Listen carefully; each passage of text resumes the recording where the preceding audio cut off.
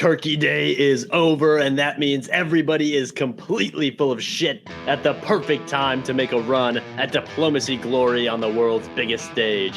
Why don't you put down that stuffing and steal your grandniece's stocking? Because this is the DBNI Countdown Show.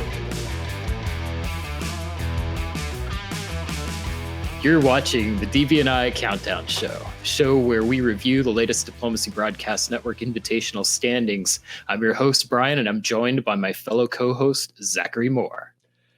That's where the show is, and that's who we are. Number 1 and number 2 on the co-host power rankings in no particular order, if I might say so myself. I will let the audience make their own decision on that because it's selection season here at DBN. Which means our standings have been shaken up more than a bottle of soda in the trunk of a student driver's car.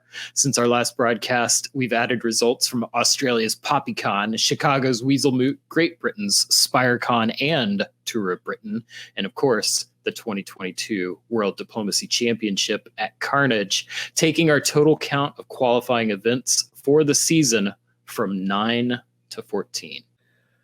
That is a lot of events, Bryan, and as you know, the DBN Invitational is a year-long points competition between players from around the globe, from the face-to-face, virtual face-to-face, and extended deadline communities, culminating in an invitational tournament in February to determine the DBN Diplomat of the Year. Now listen to this. The DBN Board of Directors, may they live forever, have made the decision to slightly modify the eligibility rules. To become eligible in the 2022-23 Invitational, the minimum number of virtual games a player must play has been reduced from 2 games to just 1.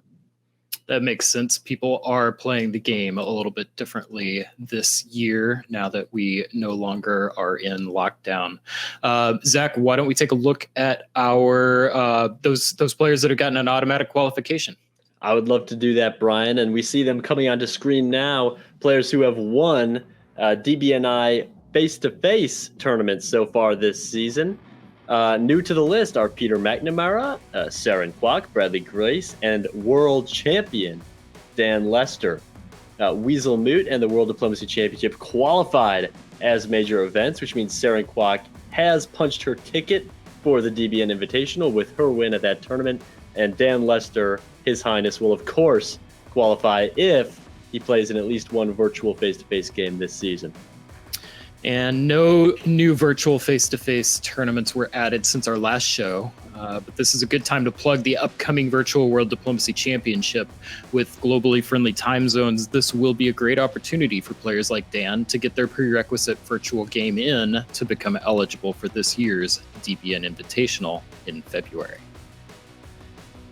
And we see in the extended deadline world, also no new events added since our last show, but we did add a new event, the Olympus Diplomacy Tournament Season 1, with nearly 100 players, including some names quite familiar to frequent DBN viewers. We're thrilled to be able to add another high-quality extended deadline tournament to our list. Additionally, the ODC Online Diplomacy Championship has reached enough games that it will qualify as a major event with an auto bid once it concludes. Now, it's getting late in the season, so we don't know if the scores from that will count towards this year or next. We do, however, know for certain that the Nexus Press League will conclude in time to be included as a part of this season. With 107 players so far, this is a huge event and will have a significant impact on the invitational standings when those scores are dropped. And in the leagues category, the Tour of Britain has completed. This was a major event, and winner Timothy Crosby has earned an automatic invitation to this season's DBN Invitational. We do expect to see Tim Crosby there if he chooses to accept. Zach, I do want to pause for a moment and remind our viewers that the value of events in the DBNI are based on the size when compared to other events in the same category. The larger the event is, the more points that it's worth. As newer events are added, a player's score can actually lower if a larger event from that same category is added. We've seen this happening all season long with the tournaments category. but it isn't as noticeable because it's been happening throughout the year. I'm calling this out now because the Tour of Britain is the first league to drop points. So it is awarded maximum points value at 100 points right now. We do expect that both the Virtual Diplomacy League and the French Diplomacy League will be of larger size than the Tour of Britain. So that's likely to reduce the value of all Tour of Britain scores. So I'm calling this out because players who are near the standings bubble on the strength of their Tour of Britain scores will likely need an additional score to keep their place in the top 28 or to improve their seed within the DBN Invitational. Well, that's a lot of nice words, Bryan. Why don't we put those away and bring out these standings? All right, let's give the people what they want. Here we go. Let's start with our top 7. Despite the distraction of arguing in front of America's highest court, Ed Sullivan put his experience to work and successfully defended his position on top of this month's standings.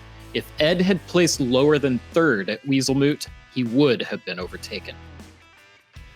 Well, Eater McNamara gobbled up a lot of dots this November at the World Diplomacy Championships, but he tapped out just a little bit early, filling up on empty calories in rounds 1 and 2, and running out of steam in the back half at the World Championships at Carnage. He stays at number 2. Long live the king. Tim Crosby's big win at the Tour of Britain earned him an automatic qualification to the DBNI and rumors of his own dramatization on Netflix. Well, Serotonin Kwok sleptwalked through Carnage, and she didn't need any of those points anyways after her dominating victory at Weaselmoot. We'll see if she can wake up on time for the big dance in February to put her name on the top board of that tournament where I think she belongs. True story time, Zach. After his big win at the World Diplomacy Championship this month, 5th place Dan Lester was asked to sign autographs at the airport on his way home. Zach, I hope you and Brandon got those autographs framed. Yeah, for some reason they just don't quite fit in the frame in this room. I'll try to hang them differently. Well, Katie Gray struggled to get off the ground at Carnage until a resurgent round 3 effort put her in position to win Best Russia at the World Diplomacy Championships. Unfortunately for Katie, somebody else swooped in and snatched it during round 4. And Christoph Borja is a powerhouse in the European diplomacy hobby, winning the EDC and keeping himself in the top 7.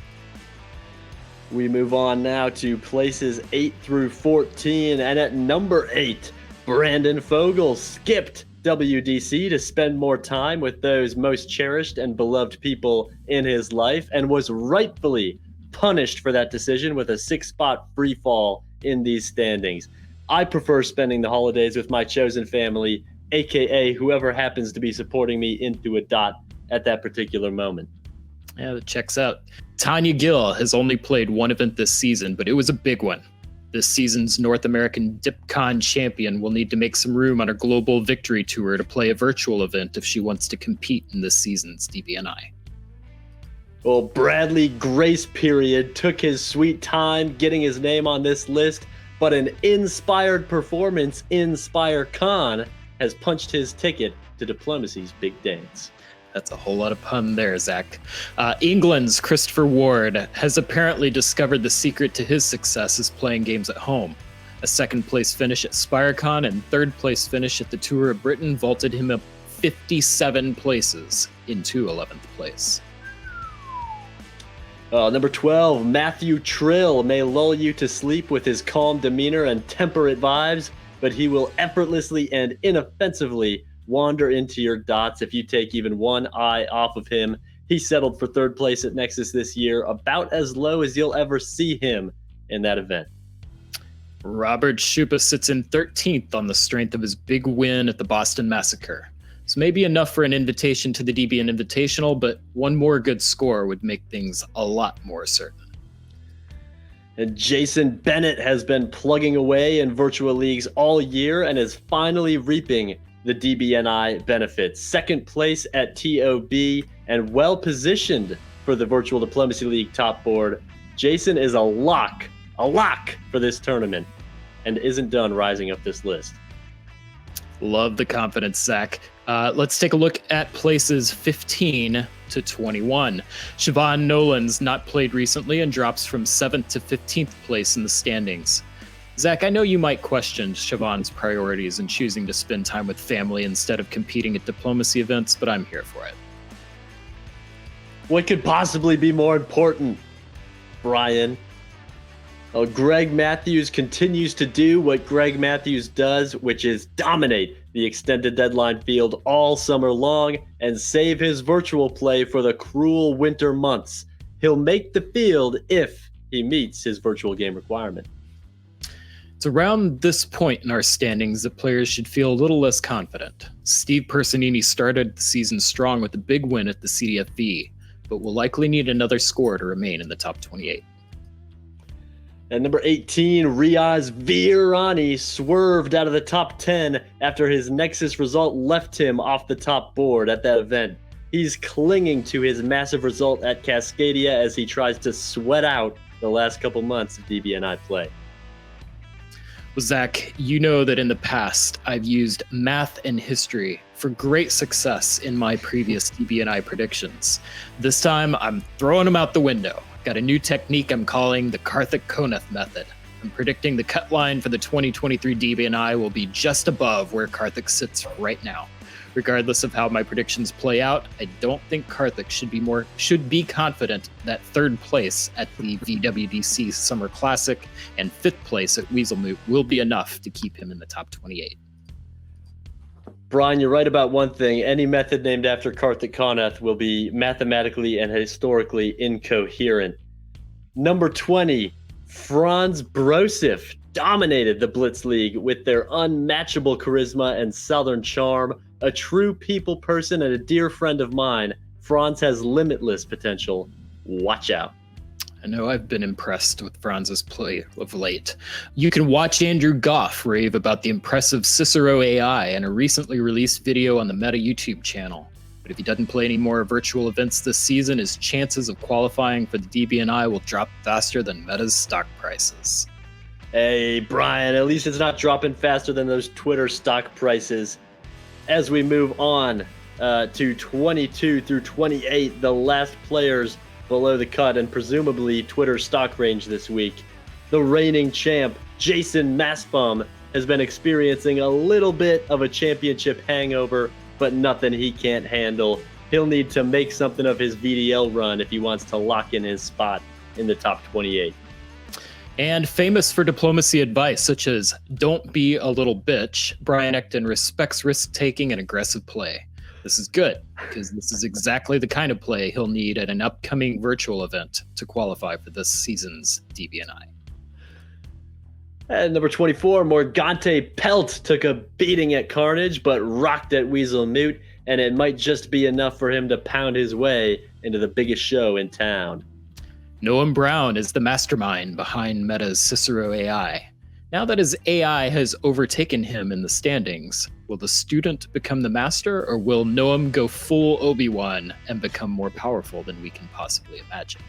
Well, Sahu, guess who it is? It's Diplomacy's favorite Canadian, and he could have easily soloed and won WDC if only he could read a board as well as Brandon Fogel. But he can't, so he didn't, so he's 26th. Whoops. I'll keep this one short and sweet.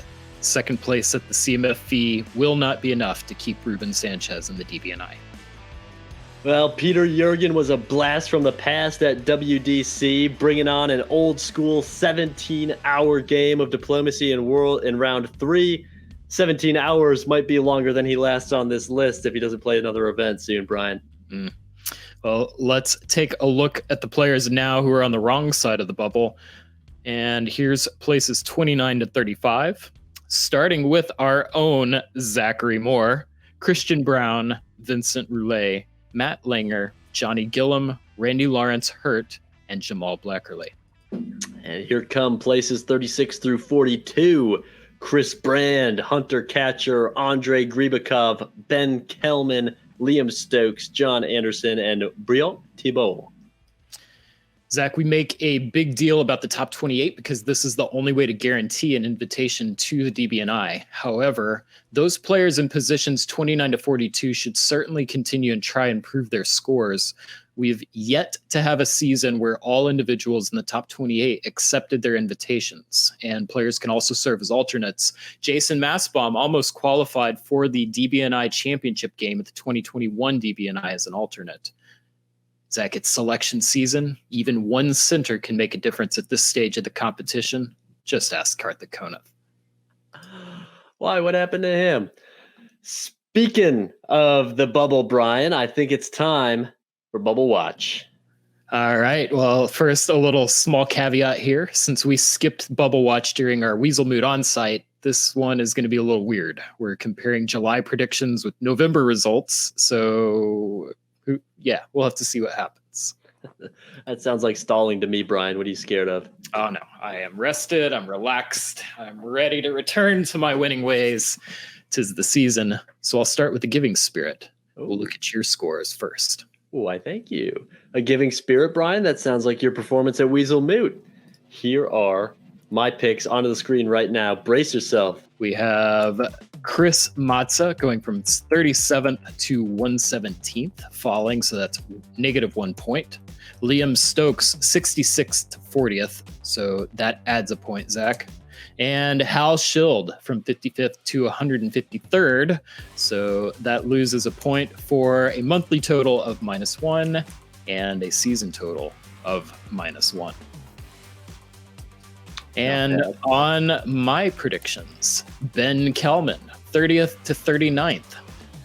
Does not feel right that 9-place drop over the course of all of this time is worth the same as you and Hal and Chris. But hey, rules are rules, -1 for me. Sabi Ahuja also dropped 44th to 93rd. So it all comes down to this.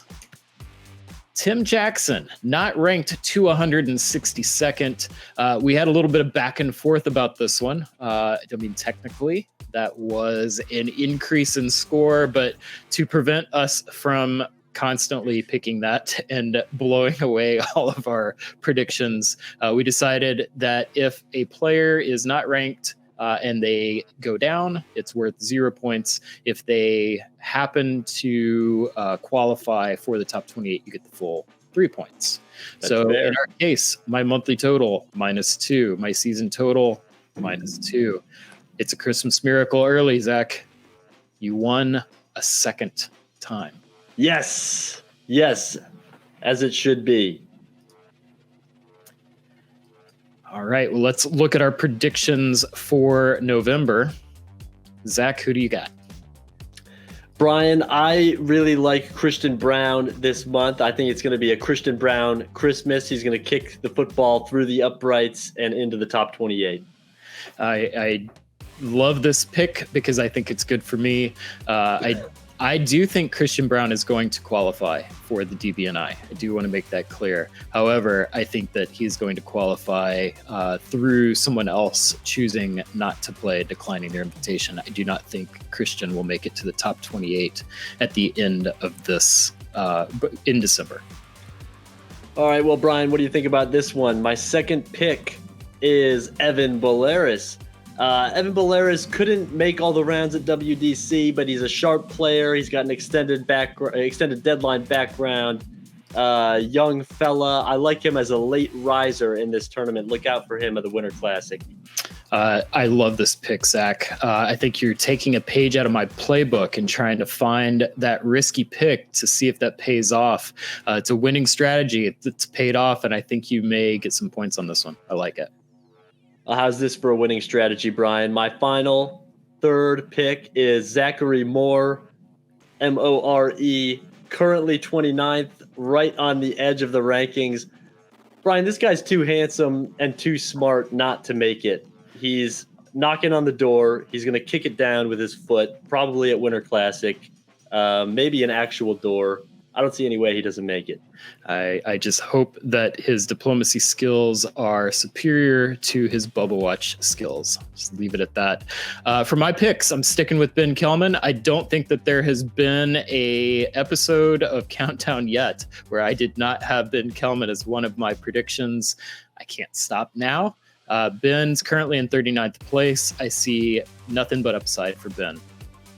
I agree, Brian. You got to ride it out with the one who you've been with all year. Ben Kelman's a solid player. He plays a lot of events. He could pop and get a score and easily work his way up this list and even into the top 28. That's a solid pick. My next pick, Farron Jane, currently in 48th place. I do honestly believe Farron is one of the best players in the game right now. 48th is too low, too much potential. Only thing that keeps Farron from moving up in these scores is going to be something with work related that would prevent her from play. Yeah, Farron's a superstar. You can't argue with that. I mean, any event with a top board, she's going to be on that top board, and that's going to be a lot of points coming her way. I expect big things from Farron if she's able to make a couple more events. And my last pick, this is my I have to go with a risky pick, and I'm going all the way down to 66th place, Rony Mordvinov. I mean, he is currently in 4th place in the Nexus Press League standings, and he'll need more than that if he wants to qualify all the way up to the 28th. But he's historically performed well at the VDC. So I'm predicting that we will see him play and that he's either going to make the cut or be one of our first alternates. Brian, I hate the pick, and it's not just because I refuse to agree with all three of yours. I haven't seen Morty playing a ton in the virtual world lately. I know he's got this good thing going in Nexus Leagues. That can be fickle. I'm surprised if he makes all the rounds at WDC or enough to really get a really good score. I don't think he's able to make much of a push. Well, we shall see, and that's why this is a fun segment. It's going to come down to who sucks less, as always, and we're going to find out if your 2 data points can put a third one together to become a trend. And I'm predicting no. Okay, Zach, winning is hard, but staying ahead is harder. Here's a look at how last year's DBNI Super 7 are performing this season. In first place overall, we have Ed Sullivan. 4th place, Saren Kwok. Katie Gray is in 6th place. Brandon Fogel in 8th. Jason Massbaum in 22nd. Nicolas Taillet in 43rd. And Farron Jane in 48th. We'd also be remiss not to mention the fact that the 2020-21 DBN Invitational Diplomat of the Year, Peter McNamara, is currently sitting in 2nd place. What a run that would be if he manages to repeat, Brian. And this is quite a contrast from last season where most of the 2020 Super 7 struggled to even qualify for the DBNI until late in the season. And now you have 5 of them in position. Nicolas Taillet, that's not a true 43rd. He's winning the Virtual Diplomacy League as we speak. And Farron Jane, we just talked about her. She's a good bet to make it. So we could have all 7 making it back. Yeah, that would be so different from the previous season. And I think fun for a lot of us that are fans of this style of play. We also don't just have famous names in the hobby, but we've also got some rookies that are making some noise this season. Raising awareness about the game of diplomacy and growing the hobby are the primary goals of the Diplomacy Broadcast Network.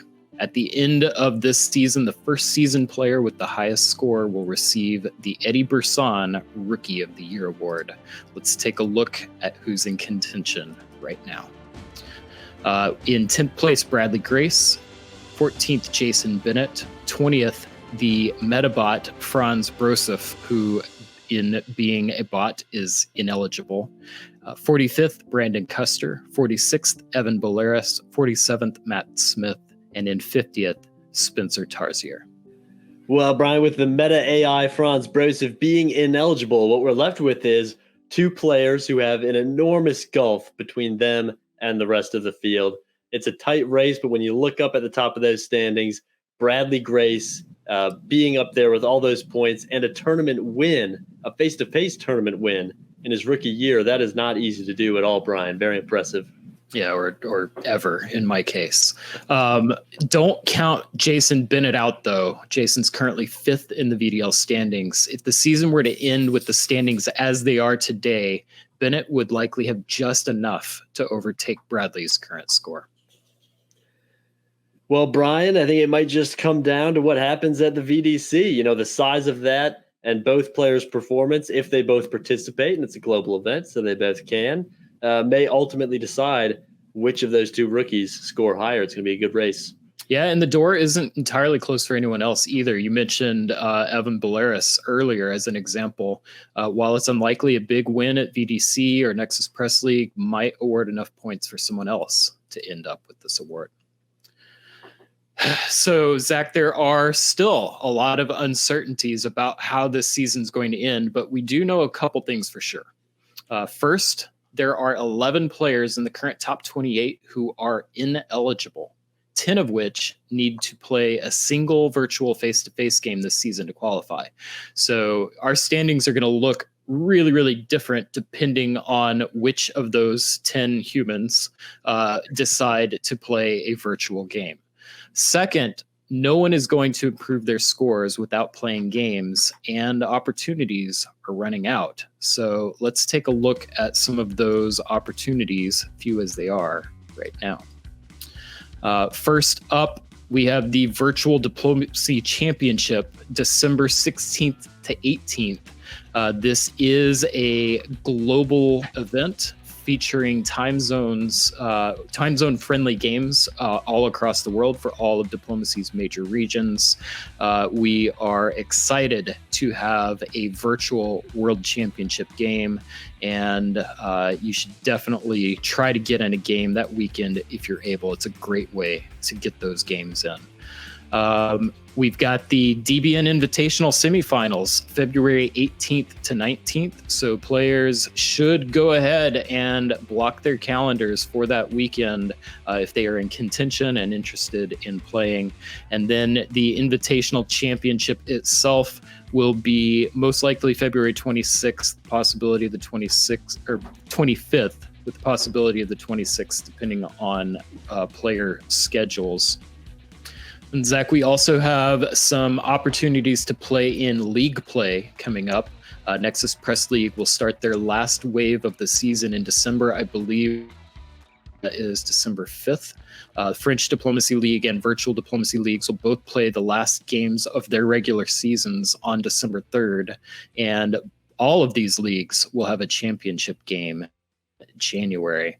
So that means that next time that you and I get together to do this show, I'm predicting some pretty big changes within these standings.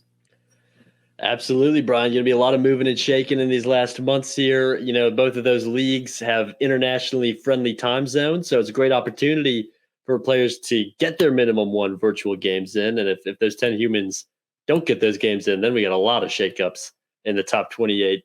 That is for sure. Zach, that brings us to the end of our show. It's wild to me that we likely only have one more show before our selection. Season has flown by. Help set things up for us as we approach the end of the season with another Zach Facts.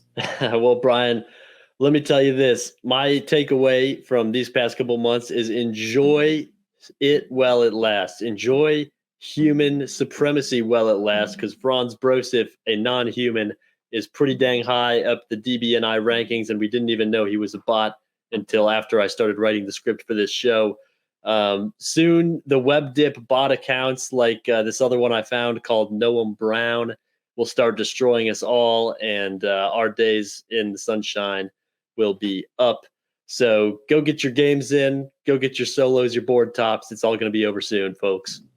And for clarification, Noam Brown, that was fake news. Noam, I can attest, is human, or they've come a really long way. But They're doing good stuff over there. yeah, you want to talk about Peter McNamara, maybe. That's have a different conversation. All right. Well, I want to take this time to thank each of you for watching DBNI Countdown Show.